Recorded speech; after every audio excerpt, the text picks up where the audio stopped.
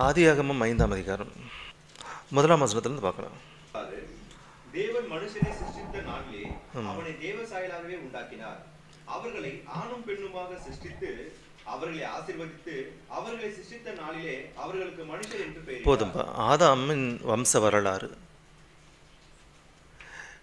தேவன் எதற்காக இந்த வம்ச வரலாறை எழுத வைக்கிறார்? நிறைய பேர் இதை படிக்கும்போது என்னடா எதுக்கு இதெல்லாம் பேர்லாம் அவங்க பேர் அப்படின்னு நினைப்பாங்க.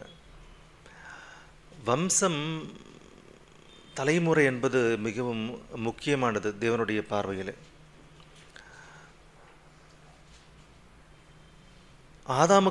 ஆதாமுக்கு எத்தனையோ பிள்ளைகள் பிறந்தார்கள். அதில் ஒரு நீதிமானாகிய ஆபேல் பிறந்தார், ஆனால் கொலை செய்யப்பட்டார். காயின் பிறந்தான், கொலைகாரனாக மாறினான். இன்னும் எத்தனையோ பிள்ளைகளை பெற்றெடுத்தார் ஆதாம். ஆனால் அந்த ஆதாமுக்கு பிறகான தலைமுறையிலே தேவனுக்கென்று ஒரு நபர், இந்த தலைமுறையில் இந்தந்த வேலைகளை செய்ய வேண்டிய ஒரு நபர் தேவைப்படுகிறார். அந்த நபர்களின் பட்டியல்தான் இதுங்க. தேவன் மனிதர்களை படைப்பதற்கு முன்பு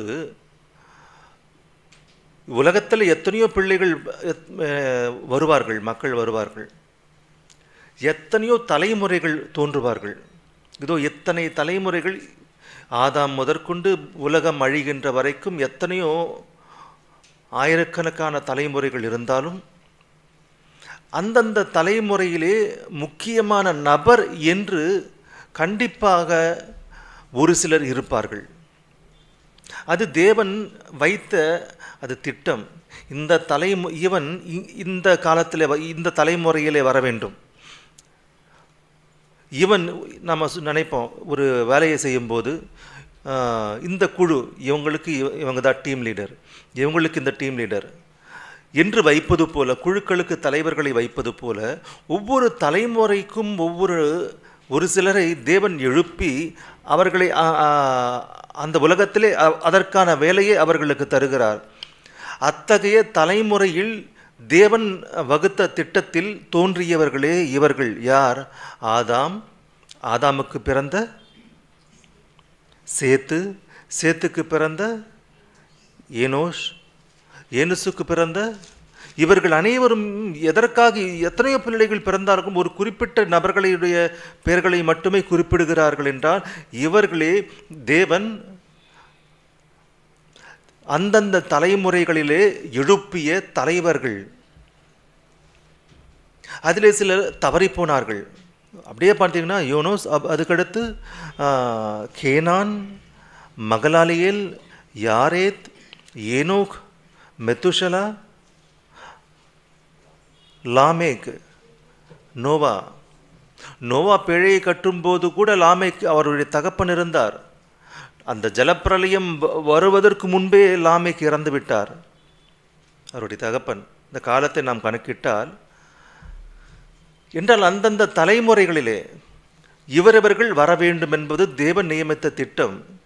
மத்தேயு சுவிசேஷம் ஆரம்பத்திலே கூட பாருங்க, மத்தேயு சுவிசேஷம் ஆரம்பத்தில் 1ஆம் அதிகாரம், புதிய ஏற்பாட்டின் ஆரம்ப புத்தகமாகிய மத்தேயு சுவிசேஷம் 1ஆம் அதிகாரம், அதிலே கூட பாருங்க, அதனுடைய துவக்கமே புதியதோர் தலைமுறை. அந்த தலைமுறையிலே தோன்றிய அந்த புரட்சியாளருக்கு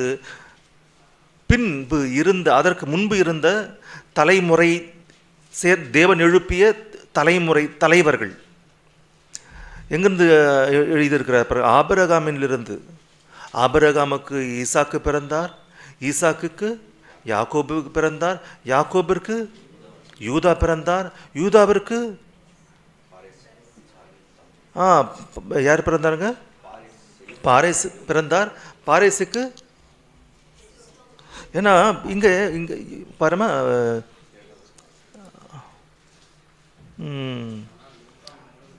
ஓகே, இங்கே ஒரு சின்ன பாயிண்ட் ஒன்று நான் சொல்கிறேன் உங்களுக்கு. ஒரு வாட்டி ரூத்துக்கு புத்தகம் போகலாம். ஒரு வாட்டி 4ஆம் அதிகாரம் 12ஆம் வசனம். ரூத்து புத்தகம் 4ஆம் அதிகாரம் 12ஆம் வசனம். இந்த பெண்ணிடத்திலே கர்த்தர் உனக்கு அருளச் செய்ய போகிற சந்தானத்தினாலே உன் வீடு தாமார் யூதாவுக்கு பெற்ற பேரேசின் வீட்டை போல. பேரேசுக்கு யூதா யாரை பெற்றார்? பாரேசை பெற்றார். சேராவை பற்றி காணும் ரூத்து புஸ்தகத்தில். ஒருவேளை அவுட் ஆயிட்டார் அவர். எப்படியாக ஆசீர்வதிக்கிறார்களோ பாருங்க. இந்த பெண்ணிடத்தில் உன் வீடு தாமார் யூதாவுக்கு பெற்ற பேரேசின் வீட்டை போல என்றால் அந்தந்த சந்ததிகளிலே தேவன் யாக்கோப் ஈசாக்கிற்கு இரட்டை குழந்தைகள் பிறந்தார்கள். யார் யார்? யாக்கோபு, ஏசா. இவர்கள் யாரென்று தேவனுக்கு எப்படிப்பட்டவர்களோ அவர்களுடைய வரலாறு, அவர்களுடைய எதிர்காலம் தேவனுக்கு தெரியும். முன்பே தெரிந்ததினால்தான் அந்த ஈசாக்கிற்கு பிறகு அடுத்த தலைமுறையை சேர்ந்தவர் யார் என்றால் யாக்கோபு. யாக்கோபுக்கு பிறகு அடுத்த தலைமுறையை சேர்ந்தவர் யார் என்றால் யூதா மற்றும் அந்த 12 கோத்திர தலைவர்கள். அதாவது அந்தந்த தலைமுறைகளிலே தேவன் ஒரு சில நபர்களை ஏற்படுத்திக் கொள்ளுவார். இங்கே இந்த வம்ச வரலாற்றிலே மத்தேயு சுவிசேஷம் 1ஆம் அதிகாரம் வம்ச வரலாற்றிலே நிறைய பேர் இருக்கு. இதில் இந்த இவர்களுக்கு இவர்கள் பிறந்தார்கள் அப்படின்னு போட்டிருக்கோம். ஆனால் நடுவில் நிறைய பேர் விட்டு போயிருக்கும். நீங்கள் வரலாற்றை பார்க்கும்போது, நாளாகம புத்தகங்களை பார்க்கும்போது 17ஆம் வசனம் பாருங்க. இவ்விதமாய் உண்டான தலைமுறைகள் எல்லாம் ஆதாம் முதல் தாவீது வரைக்கும் 14 தலைமுறைகளும், தாவீது முதல் பாபிலோனுக்கு சிறைப்பட்டு போன காலம் வரைக்கும் 14 தலைமுறைகளும், பாபிலோனுக்கு சிறைப்பட்டு போன காலம் முதல் கிறிஸ்து வரைக்கும் 14 தலைமுறைகளும் என்று சொல்லுகிறார். 14 கிடையாது. நடுவில் நிறைய பேர் இருக்காங்களே. அவங்களையெல்லாம் எதற்காக தேவன் விட்டு விட்டார்? தேவனுக்காக வாழவில்லையா அவர்கள்? தவறி போனவர்களா அவர்கள் என்றால் அந்தந்த தலைமுறைகளிலே தேவன் ஏற்படுத்தி கொண்ட நபர்களை பைபிளிலே தேவன் எழுத வைத்தார். கடைசியாக இந்த 1ஆம் நூற்றாண்டுக்கு வரும்போது இயேசு கிறிஸ்து என்ற மிகப்பெரிய ஒரு நபர் பிறக்கிறார். அவர் யார் என்றால் அந்த 1ஆம் நூற்றாண்டில் தேவன் தெரிந்து கொண்ட ஒரு தலைமுறை தலைவன். சங்கீதம் 90ஆம் அதிகாரம் 1ஆம் வசனம். தலைமுறைகளாக நிறைய வாட்டி நம்ம யோசிச்சோம். இதுக்கு தலைமுறை அப்படின்றாரு. இதுக்கு தான் படிப்போம். தேவரீர் இந்த தலைமுறைகள் எல்லாம் நாங்கள் அனைவரும் என்னுடைய தலைமுறை. இது நான் வரவேண்டிய தலைமுறை. நான் வந்து இந்த தலைமுறையிலே எனக்கென்று இருக்கக்கூடிய வேலைகள் அநேகம். இஸ்ரவேலர்களை அடிமைத்தனத்திலிருந்து மோசேயானவர் எகிப்திலிருந்து விடுவித்து கொண்டு வந்து கானான் தேசத்திற்கு கொண்டு போவார். அவருடைய வேலை முடிந்து விட்டது. அடுத்த தலைமுறை யார் என்றால், அடுத்து அந்த தலைமுறையின் தலைவர் யார் என்றால் யோசுவா. யோசுவாவுக்கு பிறகு இஸ்ரவேல் ஜனங்கள் பாவம் செய்ய தொடங்குவார்கள். தேவனை அறியாத தலைமுறை வரும். அத்தகைய காலத்திலே தேவன் முன்னதாகவே நியமித்து கொண்ட ஒருவன் அந்த காலத்திலே பிறந்தான். அவன்தான் அவர்களே நியாயாதிபதிகள். ஒரு காலத்திலே சிம்சோன் பிறந்தார், ஒரு காலத்திலே நிம்ரோத் பிறந்தார். இப்படியாக அந்தந்த இவர்கள் பாவம் செய்வார்கள், இவர்கள் தவறி போவார்கள். இவர்கள் அனைவரும் கூட என்னை மறந்து போகக்கூடிய தலைமுறை வருவார்கள். அப்பொழுது நான் ஒரு ரகசிய திட்டத்தை தீட்டியிருந்த ஒரு நபர், அப்பொழுது அவனை பிறக்க வைப்பேன். அவன் வந்து அவர்களை வழி நடத்துவான் என்னிடத்திற்கு. நியாயாதிபதிகள் புத்தகம் அனைத்தும் கூட நீங்க பார்க்கும்போது தேவன் அப்பொழுது இந்த வீரரை எழும்ப பண்ணினார், அப்பொழுது இந்த இரட்சகனை எழும்ப பண்ணினார், அப்பொழுது சிம்சோன் என்னும் இரட்சகனை எழும்ப பண்ணினார். என்றால் அந்தந்த தலைமுறைகளிலே தேவன் நியமித்து கொண்ட நபர்கள் இருக்கிறார்கள் என்றால் இருக்கிறார்கள். முதல் நூற்றாண்டிலே எத்தனையோ பேர் இருந்தார்கள். அதில் முதன்மையானவராக இயேசு கிறிஸ்துவானவர் இருந்தால் அவருக்கு அடுத்து அந்த முதல் நூற்றாண்டிலே தோன்றிய எத்தனையோ ஆயிரக்கணக்கானவர்கள் இருந்தார்கள். கடந்த வாரத்திலே பார்த்தது போல பவுல் அந்த தலைமுறையில் பிறந்திருக்க வேண்டியவர் அல்ல, முன்போ பின்போ. ஆனால் அவசரகதியாக எதற்கோ திட்டத்தை மாற்றி பவுலையும் கூட நீயும் இப்பொழுதே வந்தாக வேண்டும் என்று அப்பொழுது முதல் நூற்றாண்டிலே வரப்பண்ணினார். என்றால் தேவனுடைய திட்டம் எது? அந்தந்த காலங்களிலே யார் யார் எல்லாம் வர வேண்டுமோ என்பது தேவனுடைய திட்டம். எதுக்காக சொல்றேன்னா, இதெல்லாம் இன்றைக்கு கிறிஸ்தவத்தை பார்க்கும்போது உண்மையிலேயே வெளியில் நீங்கள் உங்களுக்கு தெரியும், பார்த்துருப்பீங்க, ஒரு பயங்கரமான கீடான நிலைக்கு சென்று விட்டது இந்த கிறிஸ்தவம். பைபிளை மறந்து விட்டார்கள், தேவனை மறந்து விட்டார்கள், இயேசுவையும் கூட மறந்து விட்டார்கள். கிறிஸ்தவர்கள், நான் கேள்விப்பட்ட ஒரு சில பேர் இருக்காங்க, கிறிஸ்தவத்திலே கஷ்டங்கள் என்று சொல்லி வேறு மதத்துக்கு மாறினவர்களும் உண்டு. எப்படிப்பட்ட நம்பிக்கையோடு இருந்திருந்தார்கள் அவங்க? கிறிஸ்தவத்தில் எனக்கு சரியாக நடக்கலை அப்படின்னு சொல்லி வேறு மதத்துக்கு போயிட்டாங்களா? என்ன நம்பிக்கை இது? அப்படியாக வளர்க்கப்பட்டார்கள் அவர்கள் சபைகளிலே.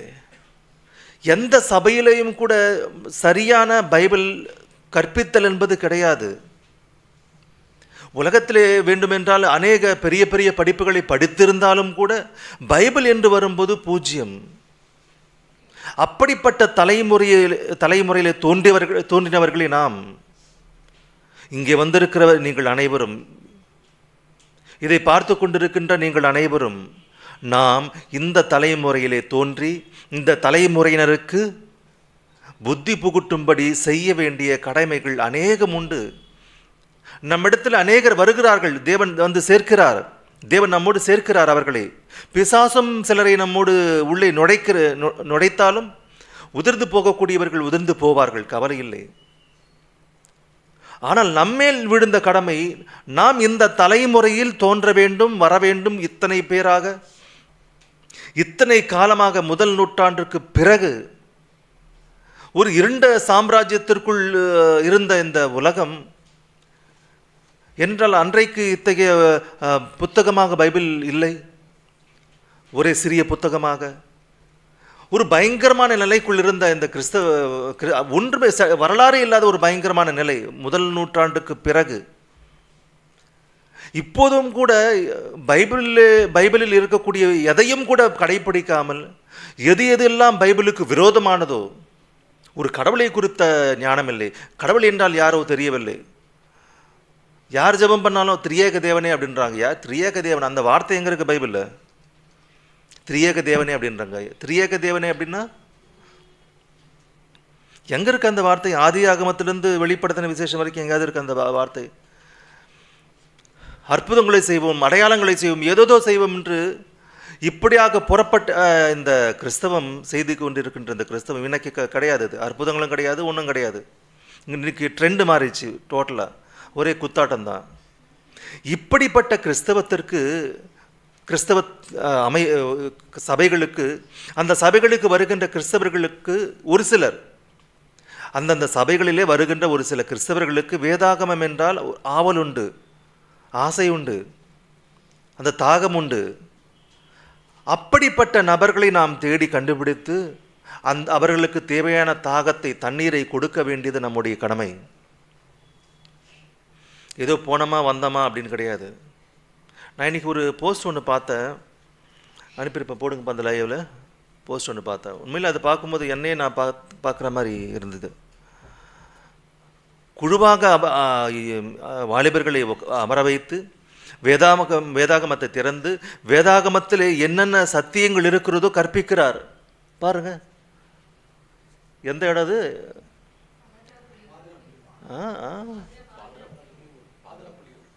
இது புலியூர். பாருங்க, அடுத்த ஃபோட்டோ எல்லாம் பாருங்க, யங்ஸ்டர்ஸு பசங்க எல்லாருமே உட்கார வைத்து எப்படி வேதாகமத்தை திறந்து எப்படி விளக்கத்தை தருகிறோரோ. அங்கே ஏதாவது குத்தாட்டம் இருக்கா, சூதாட்டம் இருக்கா, டான்ஸ் ஆடுறாங்களா?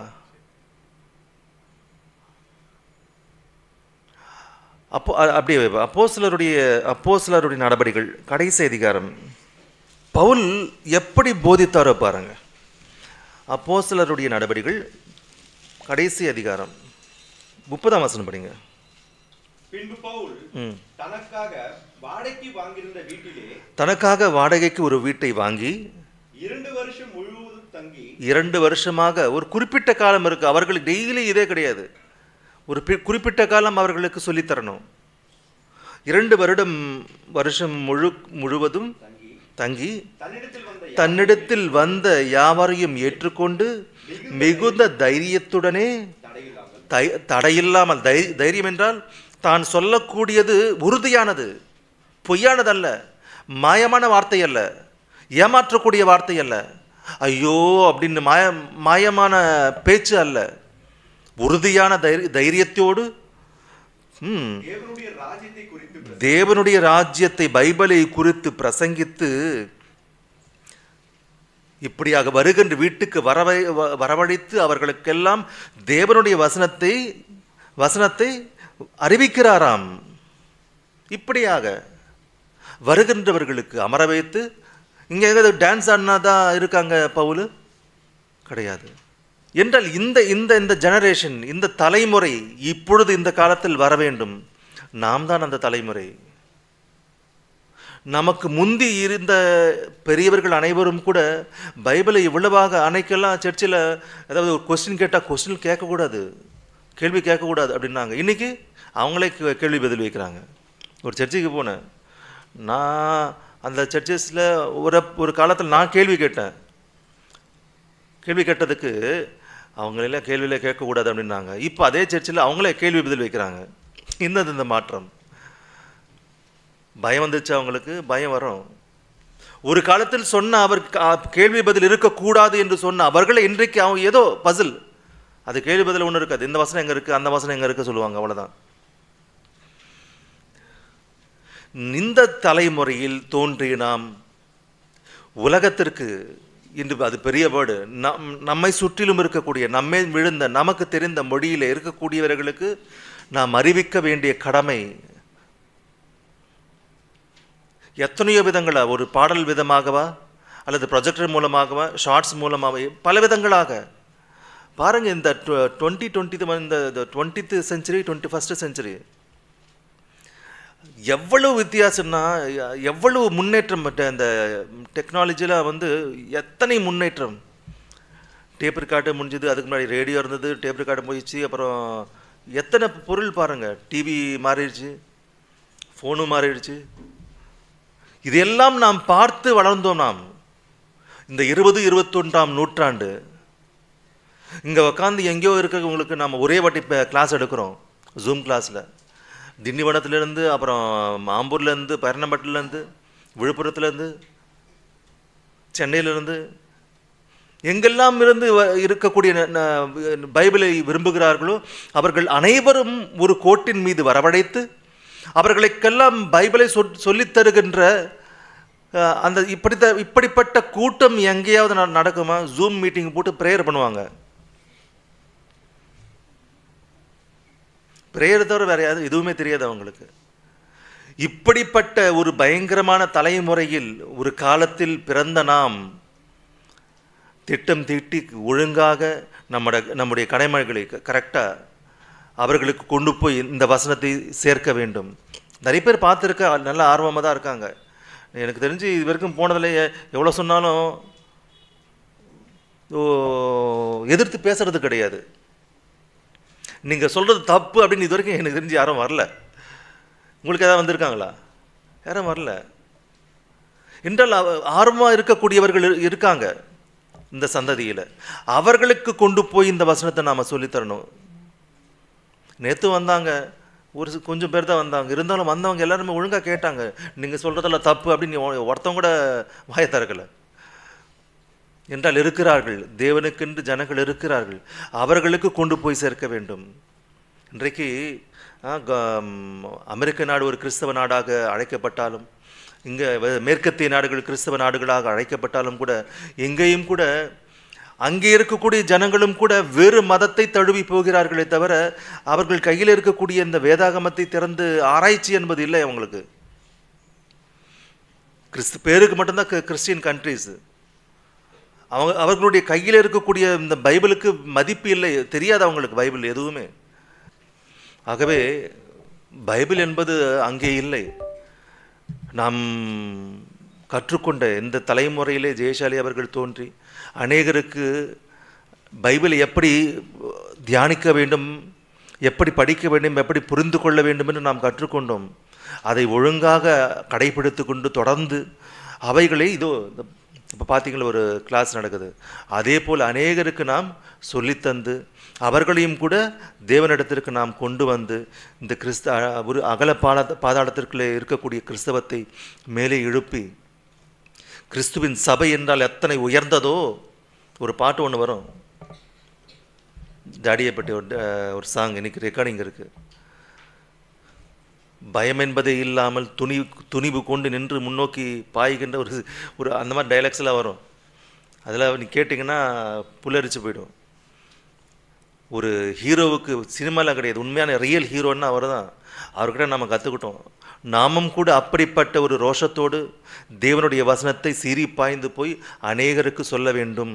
அதில் சரியான திட்டம் வகுத்து நாம் சொல்லணும். அதனால் அந்த சொல்லக்கூடிய தலைமுறையை சேர்ந்தவர்களாக தேவனுடைய முன்குறித்த திட்டத்தில் நாம் இருக்கிறோம். நாம் இங்கே இருக்கிறவங்க எல்லாமே இருக்கிறோம். ஆகையினால நாம் இந்த தலைமுறைக்கு தலைவர்களாக வந்திருக்கிறோம். நாம் சொல்ல வேண்டிய கடமை நமக்கு இருக்குது. ஆகையினால கவனமாக இருந்து அதை கடைப்பிடிங்க. அடுத்த நம்முடைய தலைமுறையை உருவாக்குங்க, நம்முடைய பிள்ளைங்களை. சரிங்களா? ஓகே.